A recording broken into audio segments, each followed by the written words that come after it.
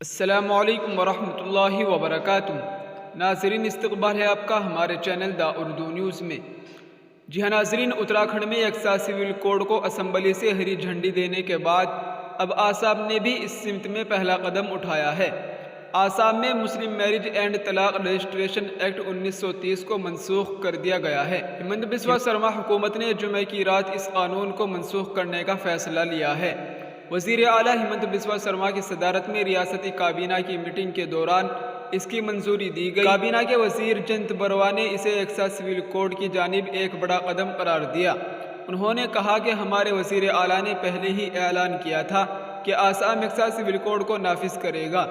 آج ہم نے مسلم میرج اینڈ طلاق رجسٹریشن ایکٹ کو منسوخ کرنے کا ایک اہم فیصلہ لیا ہے۔ آدھی رات کے بعد وزیر اعلیٰ ہمنت بسوا سرما نے ایک سوشل میڈیا پوسٹ میں کہا کہ 23/2/2024 کو آسام کابینہ نے پرانے آسام مسلم شادی اور طلاق رجسٹریشن ایکٹ کو منسوخ کرنے کا ایک اہم فیصلہ کیا۔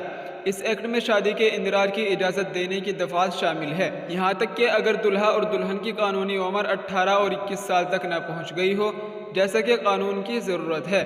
یہ قدم آسام میں کم عمری کی شادی پر پابندی لگانے کی جانب ایک اور اہم قدم ہے۔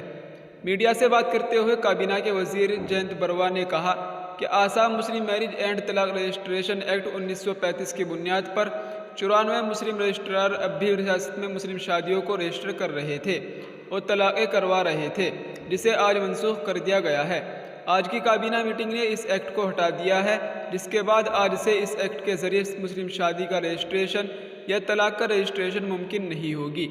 ہمارے پاس اسپیشل میرج ایکٹ ہے، اس لیے ہم چاہتے ہیں کہ تمام شادیاں اسپیشل میرج ایکٹ کے تحت کی جائے۔ ناظرین، یہ اس وقت کی بڑی خبر تھی جس کو ہم نے آپ کے ساتھ شیئر کیا ہے۔ آپ سے گزارش ہے کہ اس ویڈیو کو زیادہ سے زیادہ شیئر کریں۔ السلام علیکم ورحمۃ اللہ وبرکاتہ۔